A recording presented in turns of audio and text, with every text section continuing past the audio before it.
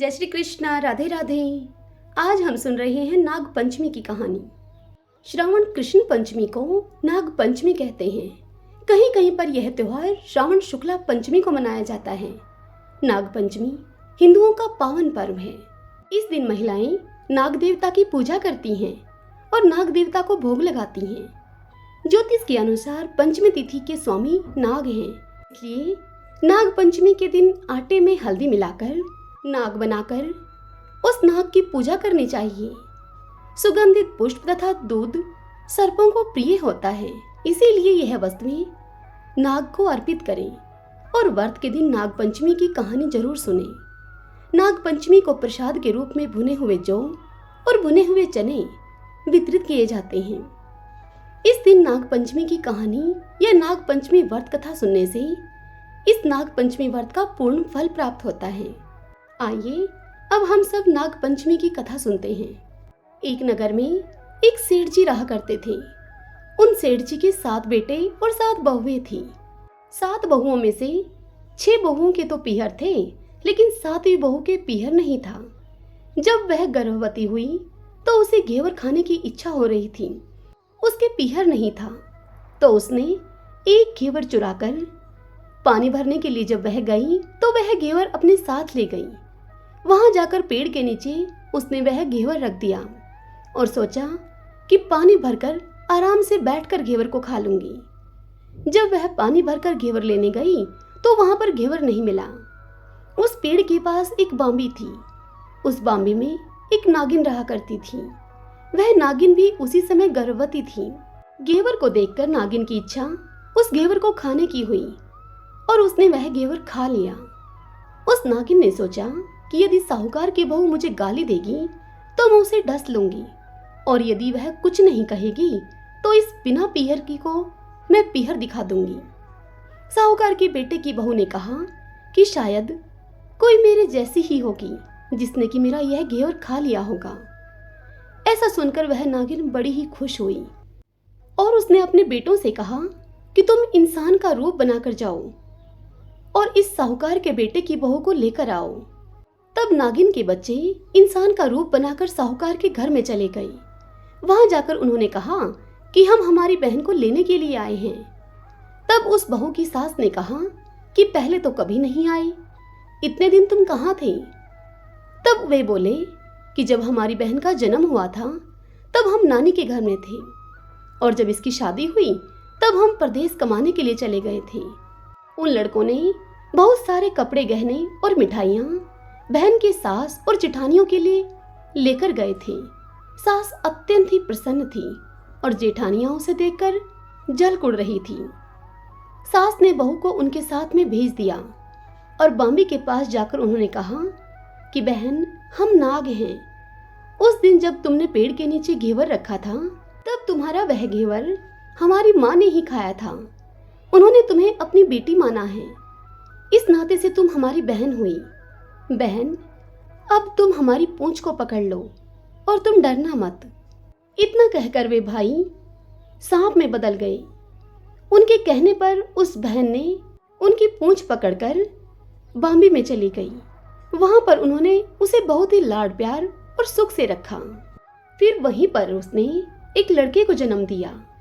जब उसका लड़का थोड़ा बड़ा हुआ तब की बात है, पड़ोसन ने साहूकार के बेटे की बहू को सिखा दिया, अगर तू तेरी माँ की इतनी ही लाडली है तो तू तेरी माँ से कहना कि आज तो नागों को दूध मैं ही पिलाऊंगी। पड़ोसन का यह ताना उस साहूकार की बहू को सहन नहीं हुआ और फिर वह माँ से जिद करके नागों का दूध ठंडा करने लगी।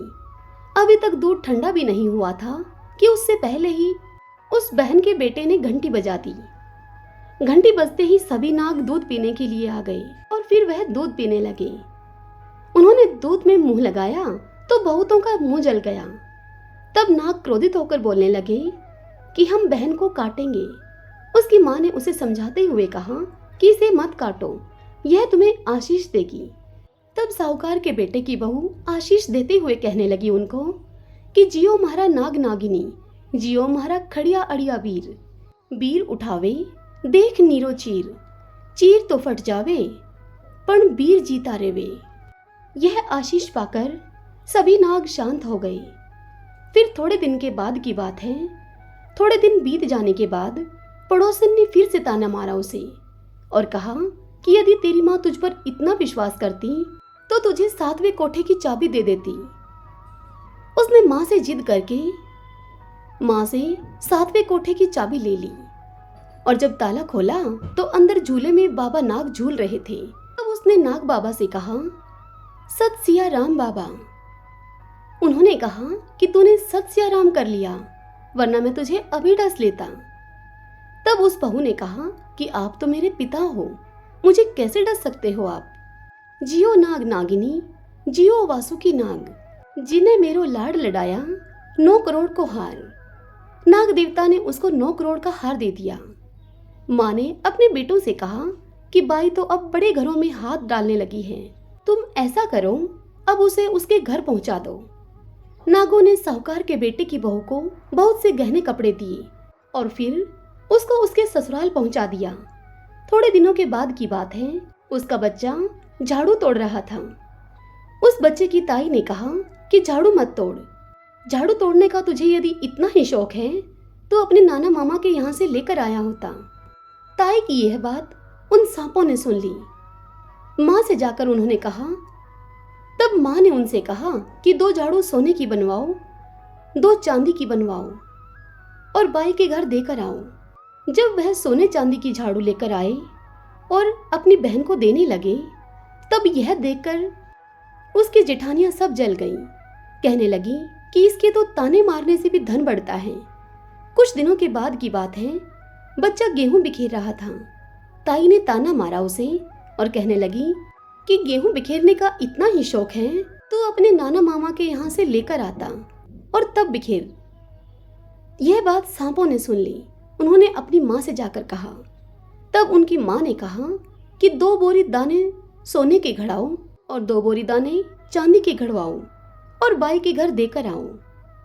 ताइयां यह देखकर और अधिक जल गई और कहने लगी, इसे ताने मत मारो, इसका धन बढ़ जाता है।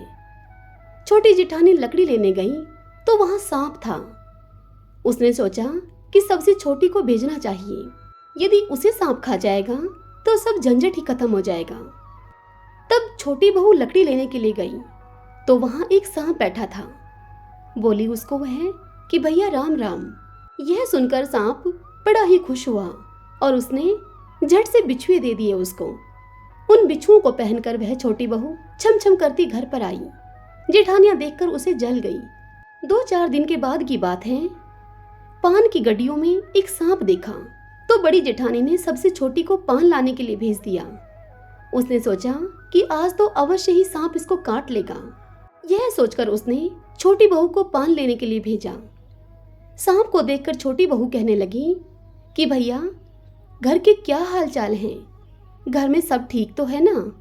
घर पहुंचकर तुम सबको मेरा राम राम कहना। यह सुनकर खुश होकर सांप ने उस छोटी बहू को मुंदड़ी पहना दी। मुंदड़ी अंगूठी को कहते हैं। जेठानियां फिर से जल गई। उसका पति दुकान से आया, तब उन जेठानियों ने उसके पति को सिखा दिया और कहने लगी कि तेरी बहू के तो सांप बिच्छू से दोस्ती है। साहूकार का बेटा अपनी बहू से रात को कहने लगा कि सच सच बता, सांप बिच्छू तेरे क्या लगते हैं जो तुझे काट खाने की बजाय गहने देते हैं। यह सुनकर बहू ने कहा कि वे तो मेरे भाई भतीजे लगते हैं। फिर उसने सारी बात अपने पति को बताई।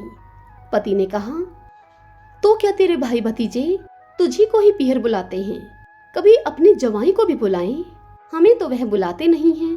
कोने कोने में छुपे सांपों ने जवाई और बहन की यह बात सुन ली तो जाकर उन्होंने सब अपनी माँ से कहा। तब उनकी माँ ने कहा कि दोनों को बुला लाओ। तब वे नाग इंसान का रूप बनाकर बहन के घर गए। उन दोनों को यानी कि बहन और जवाई को और उनके बच्चों को अपने घर लेकर आए। खूब गहने कपड़े देकर माँ ने उन तीनों को विदा किया। ऐसा समर्थ पीहर नागपंचमी की कहानी कहने वालों को, नागपंचमी की कहानी सुनने वालों को सभी को मिले। जैसी अनपीहरी वो पहले रही थी, वैसी भगवान किसी को भी न रखे। यह थी नागपंचमी की कहानी। आशा करती हूँ कि आपको यह कहानी पसंद आई होगी। आइए इस कहानी को सुनने के बाद अब विनायक जी की कहानी सुनते हैं। सभी बोलिए विनायक जी महाराज की जय। भगवान विष्णु माता लक्ष्मी जी से विवाह करने के लिए जाने लगे। तब सारे देवी देवताओं को बारात में जाने के लिए बुलावा भेजा गया। जब सभी देवतागण जाने लगे बारात में, तब वे सब कहने लगे कि गणेश जी को तो नहीं लेकर जाएंगे, क्योंकि गणेश जी बहुत ज्यादा खाते हैं और धुन धुंधालो, सूंड सुंडालो, ओखला सा पाँव, छाजला सा कान, मस्तक मोटो लाजे, भीम कुमारी व मोटे मस्तक वाले हैं वे। इनको ले जाकर क्या करेंगे वहां, इसीलिए गणेश जी को तो यहीं पर घर की रखवाली के लिए छोड़कर जाएंगे हम। देवताओं की इस बात से सभी सहमत हो गए और ऐसा कहकर गणेश जी को छोड़कर सभी लोग बारात में चले गए। वहां पर नारद जी आकर गणेश जी को कहने लगे कि हे विनायक जी, आपका तो बहुत अपमान कर दिया। आपके जाने से बारात पूरी लगती, इस कारण से आपको यहीं पर छोड़कर चले गए। नारद जी की इस बात को सुनकर तब विनायक जी ने अपने वाहन मूषक को आज्ञा दी कि संपूर्ण पृथ्वी को खोदकर खोखली कर दो तुम। आज्ञा पाकर मूषक ने खोदकर पूरी धरती को खोखला कर दिया। खोखला होने से भगवान विष्णु के रथ का पहिया धरती में धंस गया। तब हर कोई रथ के पहिए को निकालने की कोशिश करने लगा, लेकिन रथ का पहिया निकले ही ना। अब उस रथ के पहिए को निकालने के लिए खाती को बुलाया गया। खाती ने वहां पर आकर सारा दृश्य देखा। उसके बाद रथ के पहिए को हाथ लगाकर कहा कि जय हो गजानंद गणेश जी महाराज की। खाती के इतना कहते ही उस रथ का वह पहिया निकल गया। देवता लोग सभी यह देखकर बड़े ही आश्चर्यचकित हुए और कहने लगे कि तुमने गणेश जी का नाम क्यों लिया।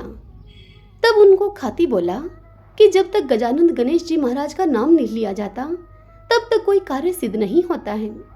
जब भी गणेश जी को सच्चे मन से सुमिरन करता है कोई, उनको याद करता है, उसके सारे बिगड़े काम गणेश जी महाराज बना देते हैं। खाती की इस बात को सुनकर सभी लोग सोचने लगे कि हम तो गणेश जी को लेकर ही नहीं आए। सबको अपनी गलती का बड़ा ही पछतावा हुआ और एक जने को भेजकर गणेश जी को बुलवाया गया और उनसे माफी मांगी गई। पहले गणेश जी का विवाह रिद्धि सिद्धि से करवाया गया और फिर विष्णु भगवान का विवाह लक्ष्मी जी से हुआ। उसके बाद सभी देवताओं में प्रसन्नता और हर्ष और उल्लास छा गया। हे विनायक जी महाराज, जैसा भगवान का कार्य सिद्ध किया आपने, वैसा ही सबका करना। विनायक जी की कहानी कहने वाले का, विनायक जी की कहानी सुनने वाले का, हुंकारा भरने वाले का और सभी का कार्य सिद्ध करना। सभी बोलो विनायक जी महाराज की जय।